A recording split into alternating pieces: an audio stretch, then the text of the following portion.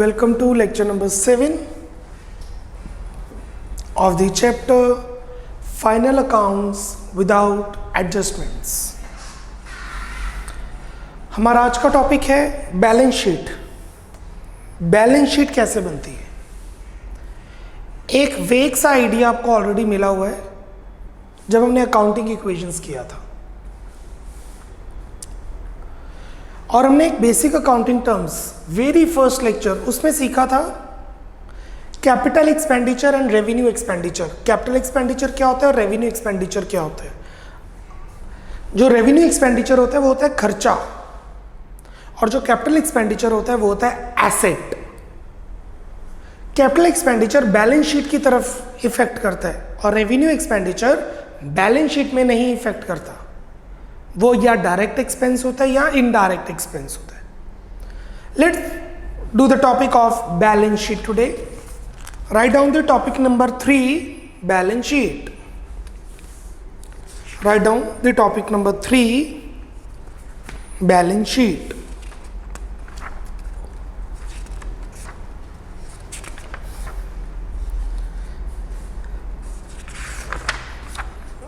Write down. It is a part of financial statement. It is a part of financial statement which is prepared at the end of the which is prepared at the end of the year, which is prepared at the end of the year, that is closing of books. That is closing of books. Full stop.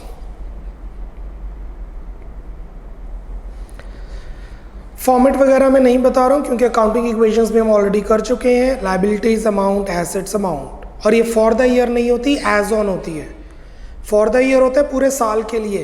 ये पूरे साल के लिए नहीं, एक दिन बनती है जिस दिन बुक्स क्लोज होती है. Let's start with the question. Question number 18. Question number 18.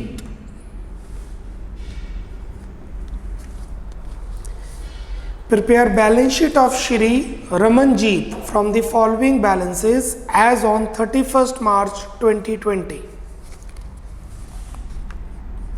In the books of नहीं आता क्योंकि ये कोई अकाउंट नहीं है.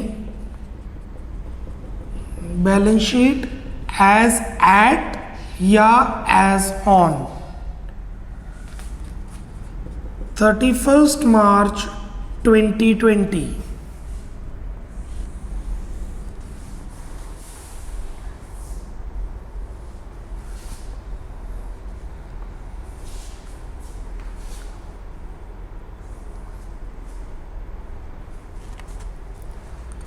Liabilities,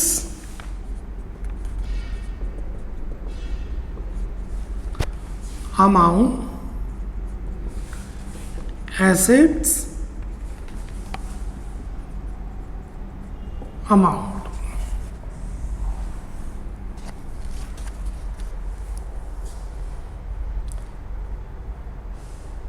I'm starting from the reverse order. Closing stock. Closing stock हमारा एसेट है. यस, क्लोजिंग स्टॉक दो जगह जाता है. ट्रेडिंग में क्रेडिट साइड, बैलेंस शीट में एसेट साइड. तभी तो क्लोजिंग स्टॉक ट्रायल बैलेंस में नहीं आता क्योंकि उसको दो जगह डालना होता है. क्लोजिंग स्टॉक एक ऐसा अकाउंट है जिसकी डबल एंट्रीज होती हैं, एक ट्रेडिंग क्रेडिट, एक balance sheet asset.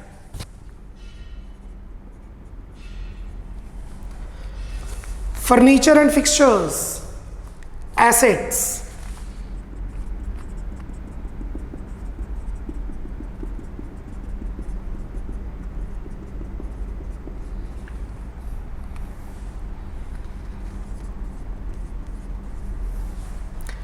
Bills payable, liability, देनदारी.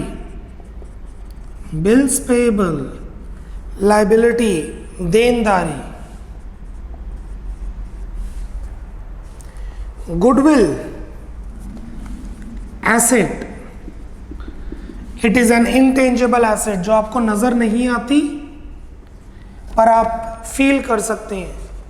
When you go to a civil hospital और यू गो टू डीएमसी, तो डीएमसी सीएमसी में गुडविल ज़्यादा होगी, सिविल हॉस्पिटल की गुडविल कम है। It is word of mouth. Debtors, assets जिनसे पैसे लेने हैं। Cash at bank, asset. If it would have been bank overdraft तो हम लाइबिलिटी में पुट करते, बैंक ओवरड्राफ्ट होता तो लाइबिलिटी में जाता। Cash in hand, asset.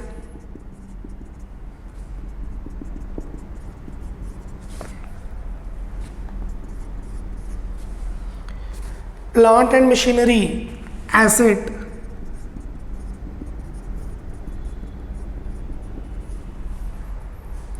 $35,000। Land and building, asset.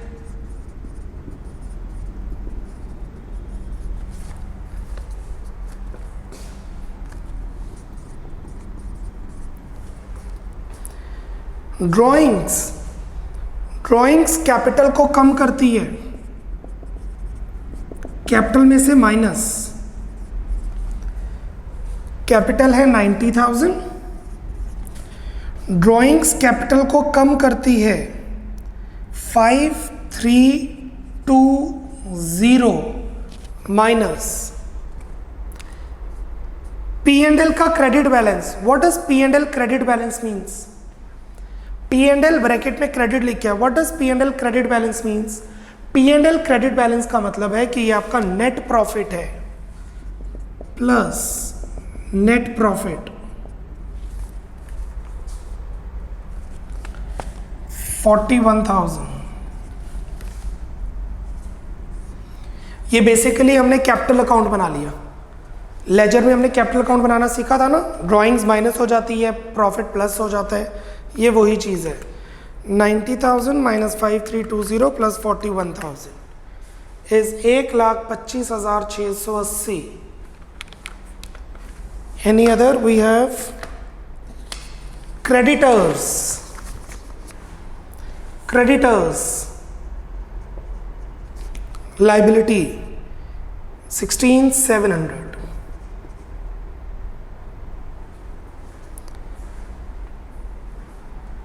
That's it.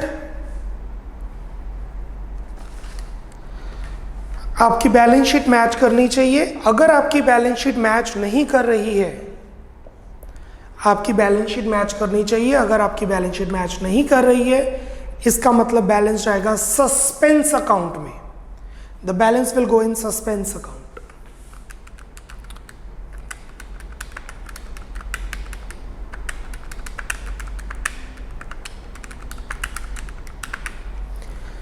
$157,380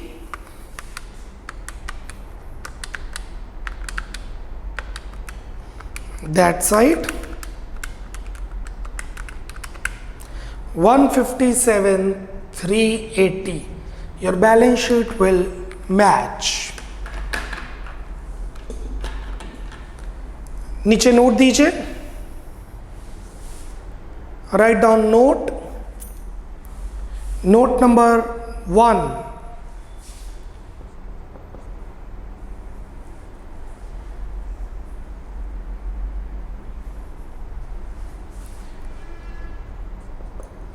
if closing stock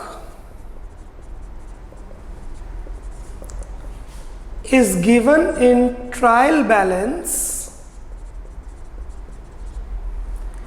if closing stock is given in trial balance, then it will appear on the asset side of balance sheet only. अगर closing stock trial balance में है तो वो सिर्फ एक जगह जाएगा, balance sheet में एसेट साइड, क्योंकि क्लोजिंग स्टॉक का ट्रायल बैलेंस में होने का मतलब है कि COGS की कंपटीशन की जा चुकी है। बट अगर क्लोजिंग स्टॉक ट्रायल बैलेंस से नीचे है तो क्लोजिंग स्टॉक दो जगह जाएगा। अगर क्लोजिंग स्टॉक ट्रायल बैलेंस से नीचे है तो वो दो जगह जाएगा, full stop. On the other hand comma, if closing stock is given outside the trial balance,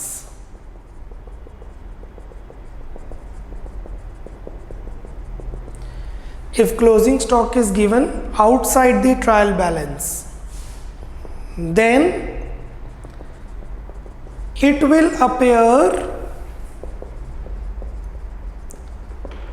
on the asset side of balance sheet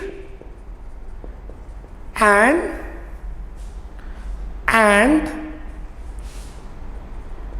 credit side of trading account, credit side of trading account, full stop।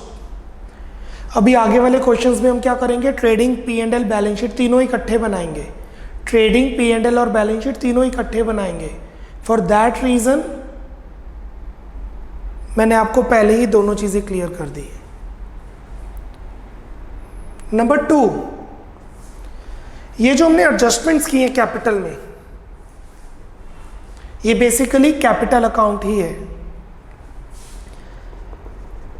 Adjustments made with capital is basically capital account।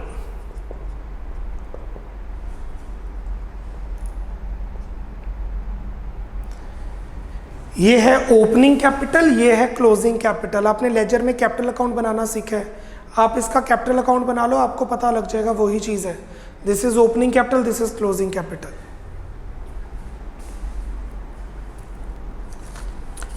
Let's proceed with new question number 17th। question number 17th, from the following particulars prepare balance sheet as at 31st March 2016। balance sheet as at 31st March 16। liabilities amount,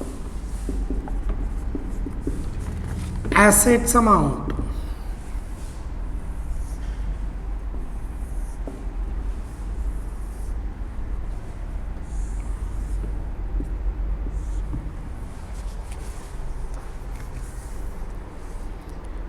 capital,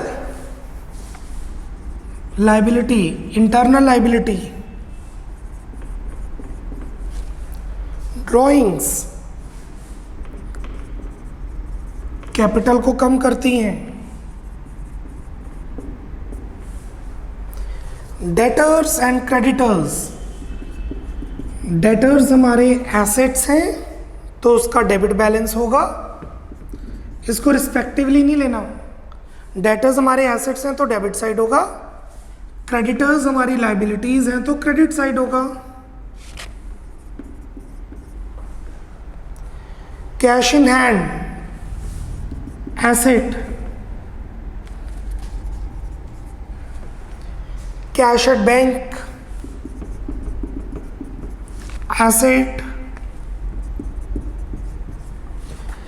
question में debtor creditors इकट्ठे given है तो हमें debit पता चला वो debtor है, credit पता चला वो क्रेडिटर है। प्लांट, एसेट, फर्नीचर,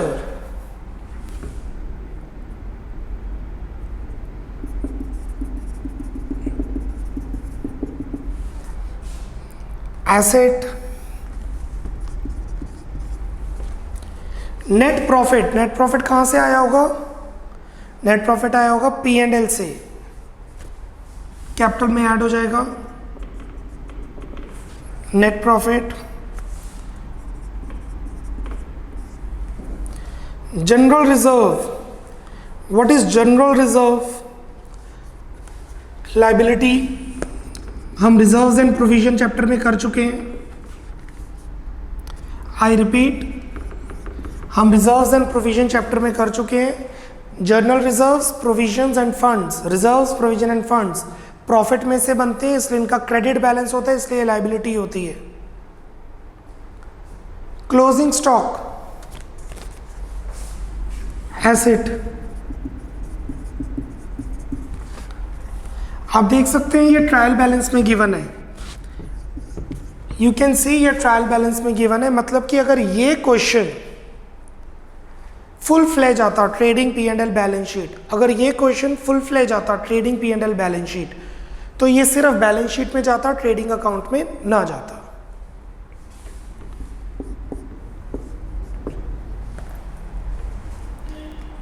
टोटल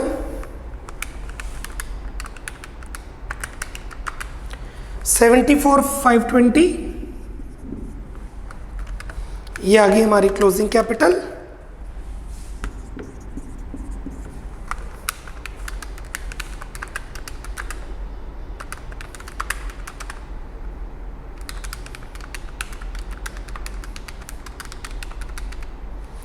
और यही हमारा एसेट आ रहा है। Balance sheet is matching due to dual concept, for every debit there is credit.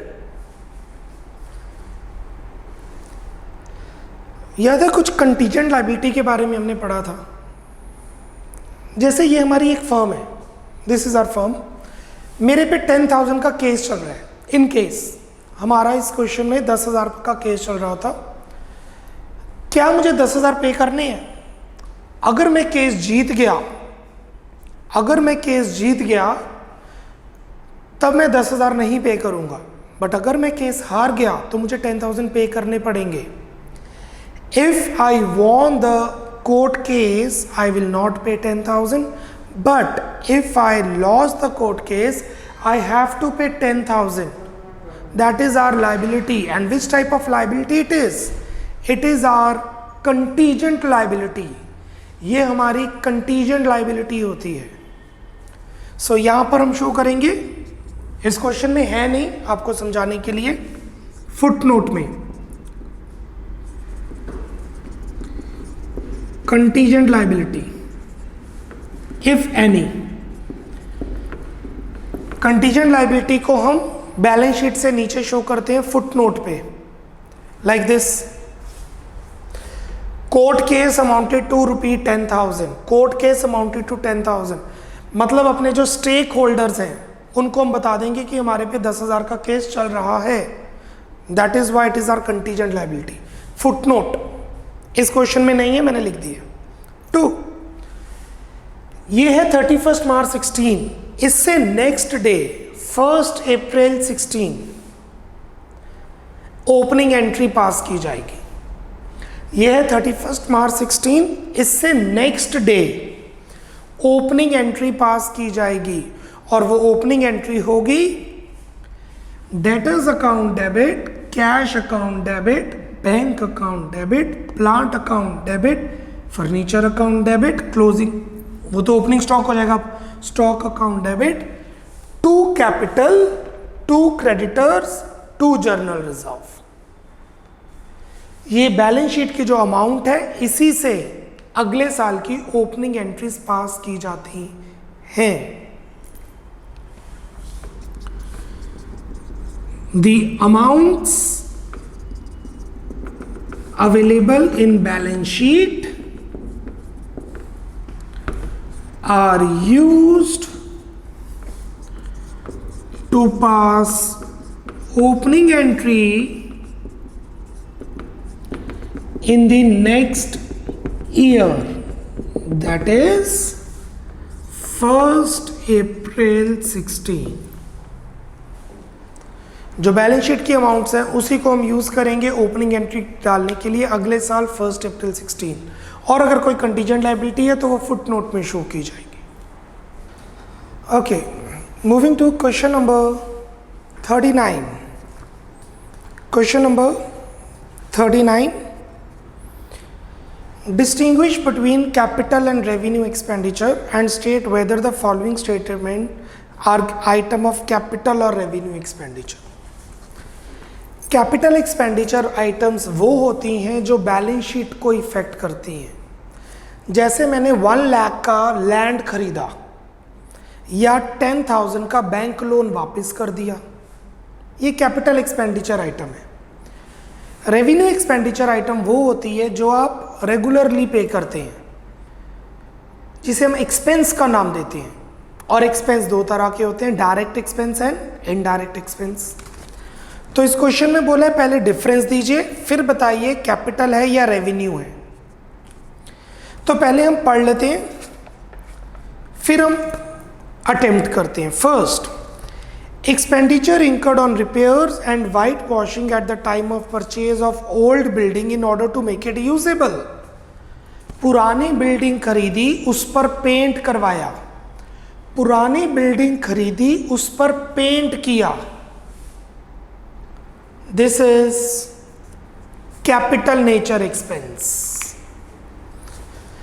क्योंकि हमने पढ़ा था while making बैलेंस शीट, इसे ऐड कर दिया जाता है एसेट में. Will add it in the asset. 2, expenditure incurred to provide one more exit in cinema hall in compliance with the government order.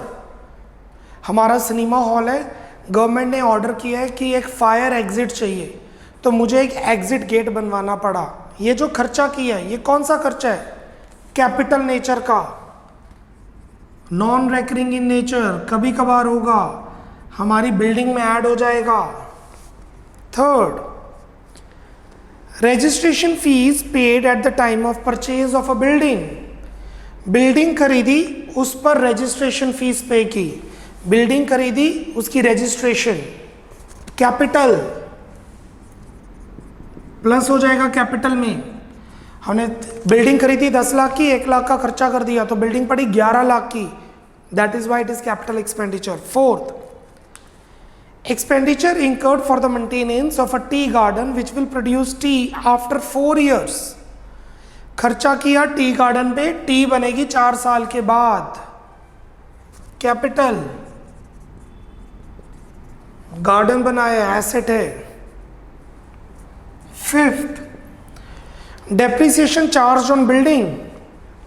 Depreciation हर साल बार बार लगातार चार्ज होती है. Revenue, revenue expenditure. और रेवेन्यू एक्सपेंडिचर में कौन सा? ये इनडायरेक्ट एक्सपेंस है. Revenue expenditure is basically expense, और वो होते हैं direct indirect. This is indirect. Expenditure incurred in erecting a platform on which machine will be fixed. Erecting, खड़ा करना. एक खर्चा किया गया प्लेटफॉर्म को खड़ा करने के लिए, ताकि उस पर मशीनरी को रखा जा सके. कैपिटल. ये सब बैलेंस शीट की पे इंपैक्ट डालती हैं. Seventh, advertisement expenditure the benefits of which will last for 4 years. Advertisement की 4 साल तक खर्चा होगा. हमने एडवर्टीजमेंट पे खर्चा किया, 4 साल तक यूज होगा. तो this is basically deferred revenue expenditure. है तो ये revenue, but this is deferred revenue expenditure.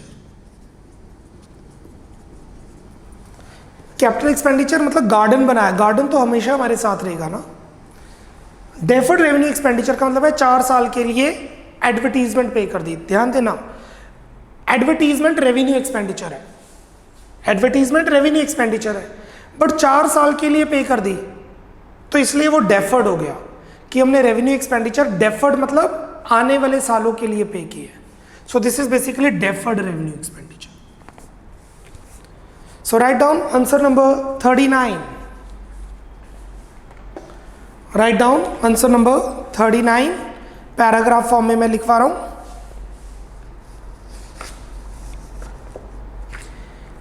सबसे पहले capital expenditure. Number 1, capital expenditure.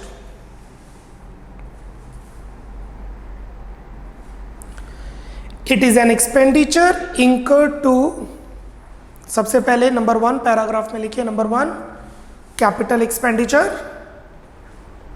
Write down the explanation. It is an expenditure, it is an expenditure incurred to acquire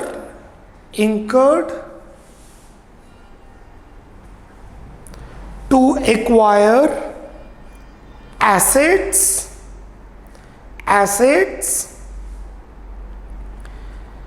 or improving the existing assets or improving the existing assets which will increase the earning capacity, which will increase the earning capacity of the business, which will increase the earning capacity of the business. Capital expenditure वो खर्चा होता है जो earning capacity को बढ़ाता है. आप assets पे खर्च करते हैं, full stop. It may be incurred to acquire tangible asset, it may be incurred to acquire tangible asset और intangible asset or payment of liability, full stop. They impact the balance sheet of the firm. It impacts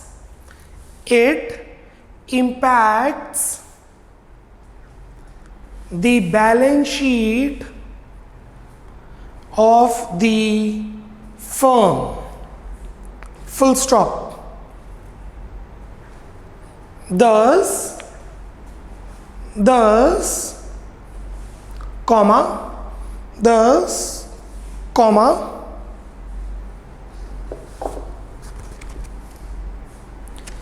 one, thus, comma,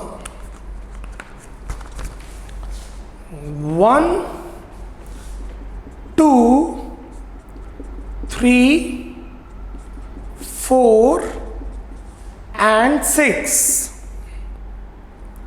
1, 2, 3, 4 and 6 are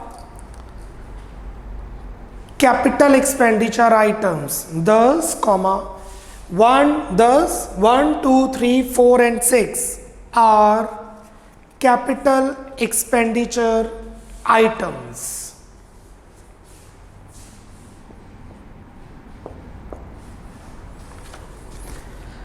अब अगर आपको कोई doubt हो तो आप ये पांचों पढ़ सकते हैं.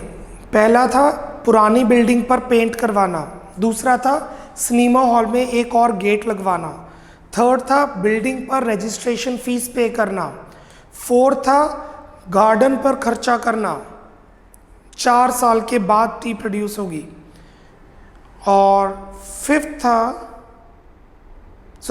था एक मशीन का प्लेटफॉर्म इरेक्ट करवाना. Now change the paragraph. लिखिए नंबर 2 revenue expenditure.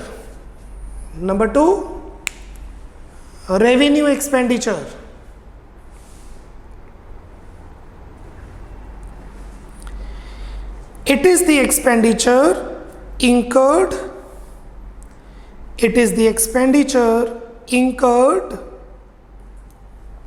comma, the benefit of which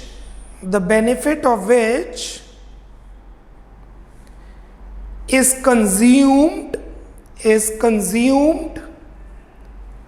or exhausted consumed or exhausted within the accounting year, within the accounting year, full stop.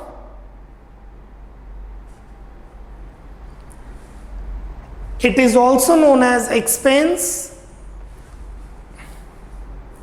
It is also known as expense and can be of direct or indirect nature. Can be of direct or indirect nature.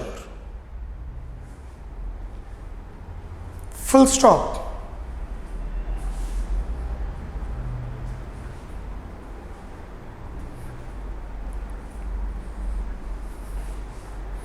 Full stop. This type of expenditure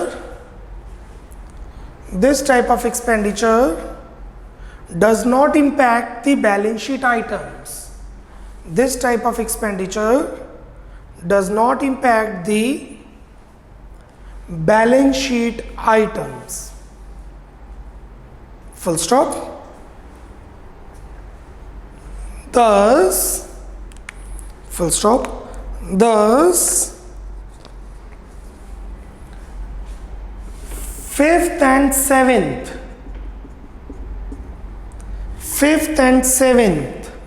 are revenue expenditure items. Fifth and seventh are revenue expenditure items.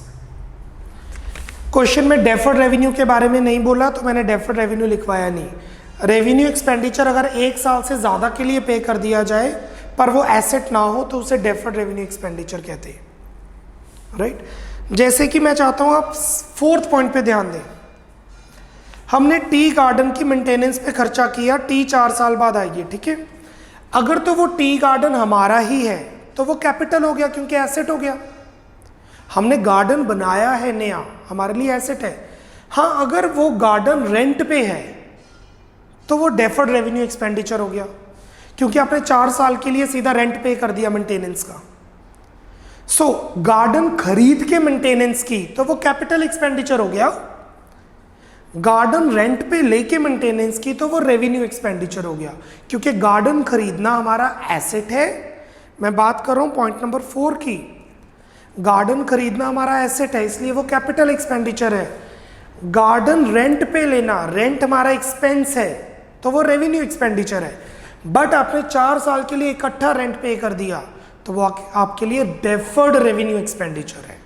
जैसा कि advertisement expenditure 4 साल के लिए पे किया point number 7 में. But मैंने इसे पूरे क्वेश्चन में डेफर्ड रेवेन्यू की बात नहीं की है. इन द एंटायर क्वेश्चन मैंने डेफर्ड रेवेन्यू की बात नहीं की है बिकॉज क्वेश्चन में कहीं पूछा ही नहीं, बोला ही नहीं गया डेफर्ड रेवेन्यू एक्सपेंडिचर के लिए. I think I am clear with this. Moving to next question, question number 40. Moving to next question, question number 40. Classify the following into capital, revenue and deferred revenue expenditure, stating reason in each case. आपको बताना है ये capital है, revenue है कि deferred revenue है और reason भी देना है. तो पहले हम डेफर्ड रेवेन्यू की बात करते हैं फिर हम बाइफिकेट कर देंगे. लिखिए डेफर्ड रेवेन्यू एक्सपेंडिचर. पहले पैराग्राफ लिखिए डेफर्ड रेवेन्यू एक्सपेंडिचर की डेफिनेशन के बारे में. Deferred revenue expenditure, deferred revenue expenditure is a revenue expenditure in nature, is a revenue expenditure in nature but is written off, but is written off return of मतलब charge करना अलग अलग सालों में, रिटर्न ऑफ ब्रैकेट में लिखिए charged, return of bracket में लिखिए charged in more than one accounting period, in more than one accounting period, because it is estimated that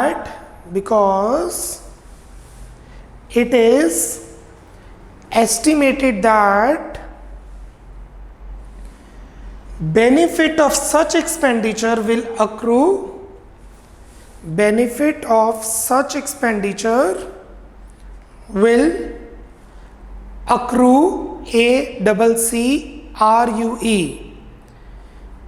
will accrue in more than one financial year, full stop. Deferred revenue expenditure ही है, I repeat deferred revenue expenditure ही है, but what is the reason for that?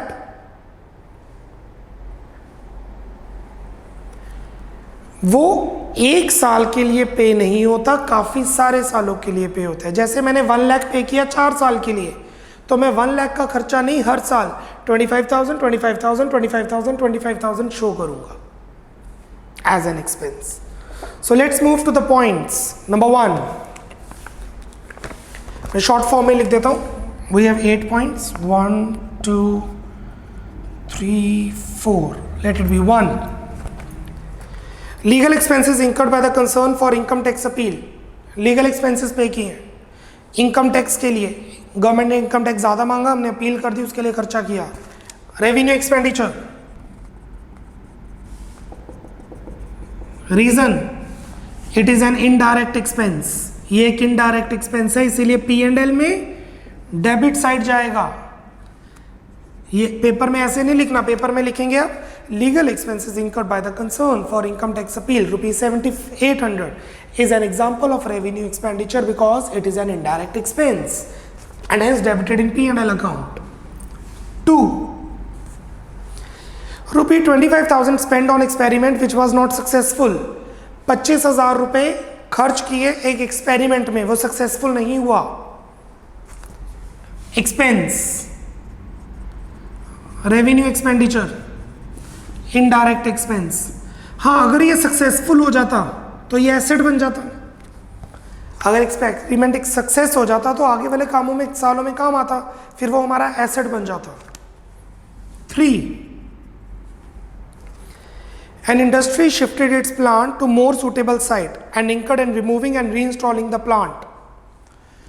For example Assam में हमारी factory है, असम में floods वगैरह के इशू रहते हैं, तो मैंने पूरा को पूरा प्लांट उठा के रीइंस्टॉल किया बेंगलोर में। कैपिटल एक्सपेंडिचर, एसेट, प्लांट में प्लस हो जाएगा, प्लांट की वैल्यू बढ़ गई, it is an asset. 4th,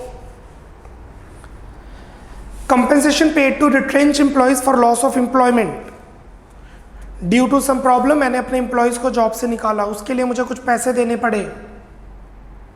it is not salary, it is not salary. Capital expenditure, capital expenditure ये हमारी लायबिलिटी को कम करेगा। Kind of contingent liability, this is contingent liability kind of. Payment कर दी, हमने job से निकाला तो हमें कुछ पैसे देने पड़ जाएंगे, हमारी लायबिलिटी कम हो रही है। 5th, ₹26,000 spent as legal expenses to prevent the misuse of a trademark। हमारा ट्रेडमार्क को यूज कर रहा है, उसके लिए हमने लीगल एक्सपेंसेस पे कर दिए। Revenue expenditure, indirect expense.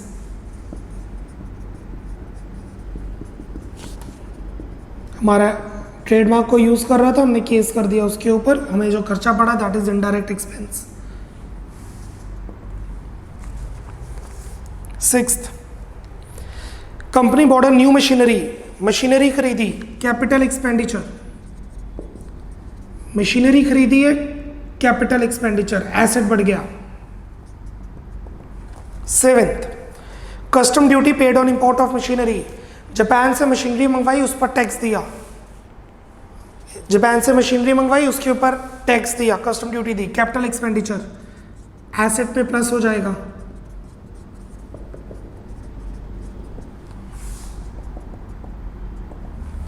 8th,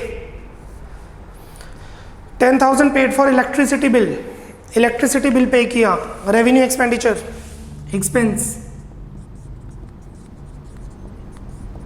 indirect expense, वो भी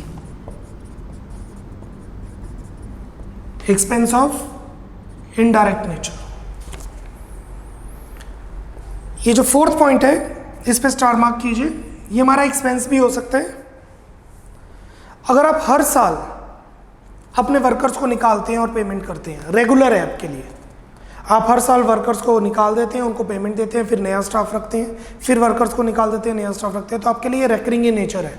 उस केस में ये क्या हो जाएगा, रेवेन्यू एक्सपेंडिचर। इस पूरे क्वेश्चन में कोई भी डेफर्ड रेवेन्यू एक्सपेंडिचर नहीं है। डेफर्ड रेवेन्यू एक्सपेंडिचर था ऊपर 39 क्वेश्चन में। तो एक नोट दीजिए 4th पॉइंट के लिए, रीजनिंग इंपॉर्टेंट होती है, फर्म टू फर्म डिपेंड करती है ये चीज। लिखिए note,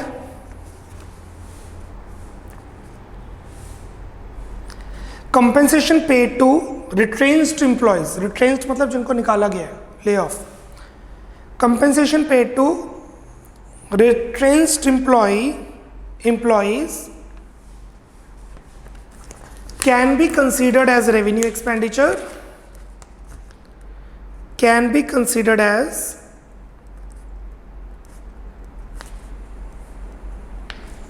revenue expenditure if it is recurring in nature, if it is recurring in nature, full stop. So depend करता है firm to firm, full stop. Thus it is relative in nature, thus it is relative, thus it is relative in nature, full stop. What is relative? Depends. That's it. This is all about lecture number 7. In lecture number 8, we'll continue with the balance sheet. Thank you very much.